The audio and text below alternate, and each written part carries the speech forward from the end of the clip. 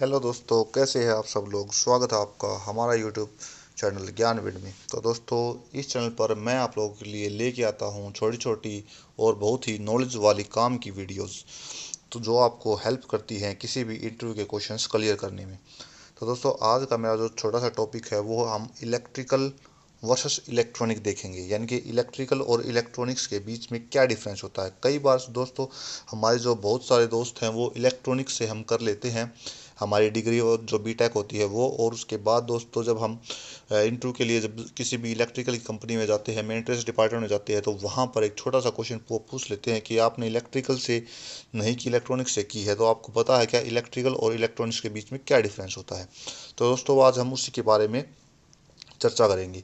तो दोस्तों, सबसे पहला जो आंसर जो लोग दे के आते हैं इंटरव्यू में वो ये रहता है कि जो हमारा इलेक्ट्रिकल होता है वो हमारा एसी पर वर्क करता है, और जो इलेक्ट्रॉनिक्स होता है वो हमारा डीसी पर वर्क करता है। जबकि दोस्तों, ये हमारा आंसर बिल्कुल ही गलत है। वो आप कैसे गलत है वो मैं आपको बाद में बताऊंगा। और मैं दोस्तों आपको ये भी बताऊंगा कि इंटरव्यू के अंदर आप लोगों को क्या आंसर देना चाहिए। तो दोस्तों, चलिए हम स्टार्ट करते हैं डेफिनेशन से। वैसे डेफिनेशन आपको कोई इंटरव्यू में नहीं पूछेगा, लेकिन फिर भी मैं आप लोगों को बता देता हूँ ताकि आप लोग आसानी से इसको समझ सकें। तो दोस्तों, सबसे पहली जो चीज़ है वो हमारी क्या है कि जो हमारे इलेक्ट्रिकल डिवाइस होते हैं वो हमारे क्या करते हैं कि इलेक्ट्रिकल एनर्जी को जो यूज करते हैं किसी भी वर्क को परफॉर्म करने में। ठीक है, तो इलेक्ट्रिकल जो डिवाइस जो होते हैं वो हमारे इलेक्ट्रिकल एनर्जी को यूज करते हैं किसी भी वर्क को परफॉर्म करने के लिए। और जो इलेक्ट्रॉनिक के अंदर दोस्तों क्या होता है कि जो इलेक्ट्रॉनिक डिवाइस होते हैं वो हमारे यूज करते हैं जो controls of the flow of electrons for performing any task. यानी कि जब कोई भी टास्क में परफॉर्म करना रहता है तो वो जो हमारा वो रहते हैं ना, जो हमारे इलेक्ट्रॉन्स का फ्लो है वो उनको कंट्रोल करके उस टास्क को कंप्लीट करते हैं।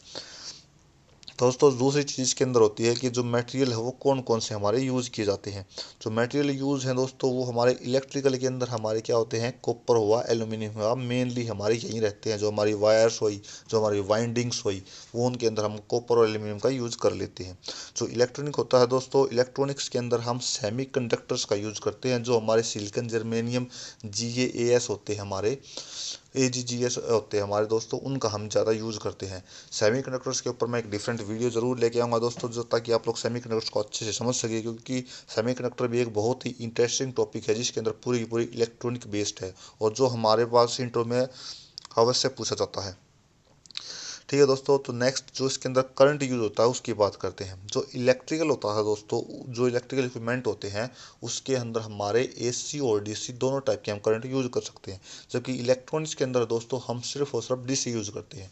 अब दोस्तों, इलेक्ट्रॉनिक्स के अंदर जो हम AC और DC है वो कैसे यूज करेंगे, जैसे कि आप लोगों ने पढ़ा भी होगा कि जो हमारी मोटर्स होती हैं वो हमारी AC पे भी काम करती है और DC पे भी काम करती है। तो इलेक्ट्रॉनिक्स होता है दोस्तों वो सिर्फ और सिर्फ DC पे काम करेगा।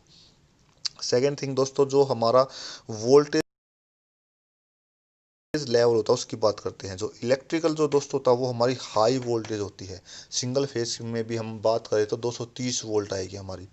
ठीक है, फिर हमारी डबल फेज की जो वोल्टेज होती है जो हम वो जो 440 होती है।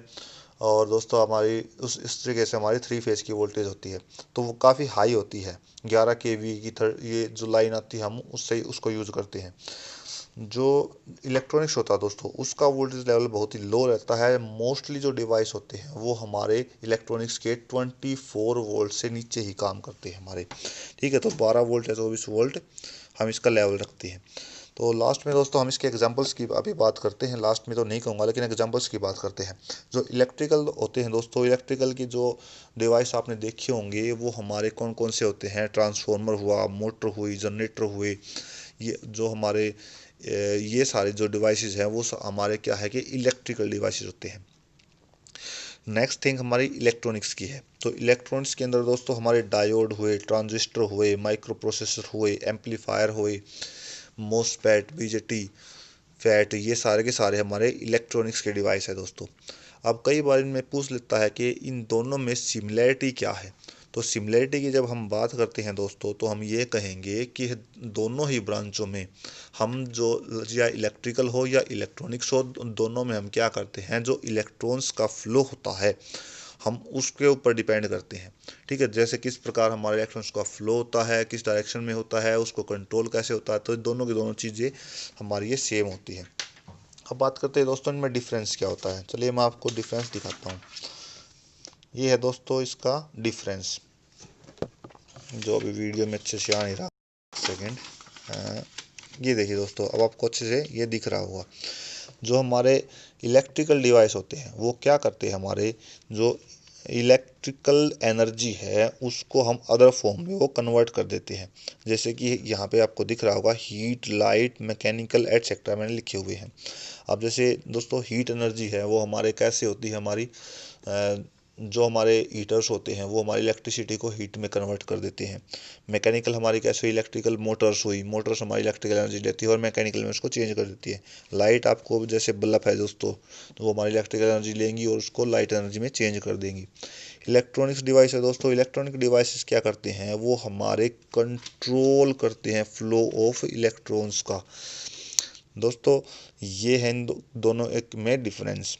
ठीक है, वो हमारे क्या है कि सिर्फ एनर्जी को ट्रांसफॉर्म करेंगे, इलेक्ट्रिकल एनर्जी को दूसरी फॉर्म में, और ये क्या करेंगे कि जो इलेक्ट्रॉनिक डिवाइस है वो कंट्रोल करेंगी किसके, फ्लो ऑफ इलेक्ट्रॉन्स को किसी भी टास्क को परफॉर्म करने के लिए। अब दोस्तों इंटरव्यू क्वेश्चंस की बात करते थे कि अगर आपसे पूछा जाए कि इन दोनों में क्या डिफरेंस होता है, तो आप उसको छोटा सा बस आपको यही बताना है कि इलेक्ट्रिकल में निर्णय लेने की क्षमता नहीं होती, परंतु इलेक्ट्रॉनिक्स में यह क्षमता होती है। ये है दोस्तों हमारा इंटरव्यू का आंसर, यहाँ पे मैंने मार्क करके लिखा भी हुआ है। इसके बाद हम इसके दो एग्जांपल्स भी दे देंगे दोस्तों, ताकि इंटरव्यू वाला खुश हो जाए। जैसे कि हम बात की कि मोटर्स की, तो मोटर्स क्या करेंगी, हमारी इलेक्ट्रिकल एनर्जी ही वो चलेंगी।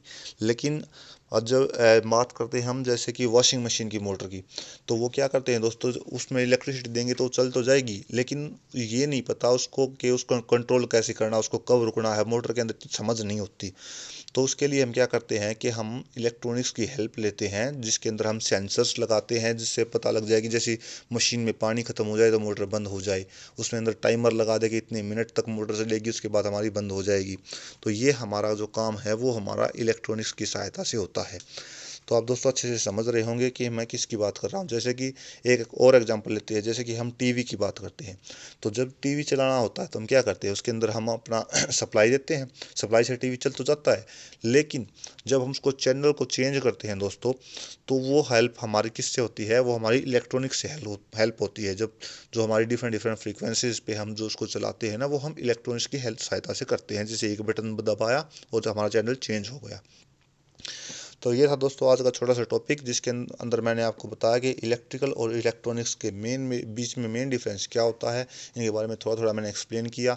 कोई डाउट है तो आप प्लीज़ प्लीज़ कमेंट करके ज़रूर पूछिए, क्योंकि इससे आप लोगों को हेल्प होगी आपकी नॉलेज बढ़ाने में, और बाकी लोगों को भी हेल्प मिल जाएगी उससे।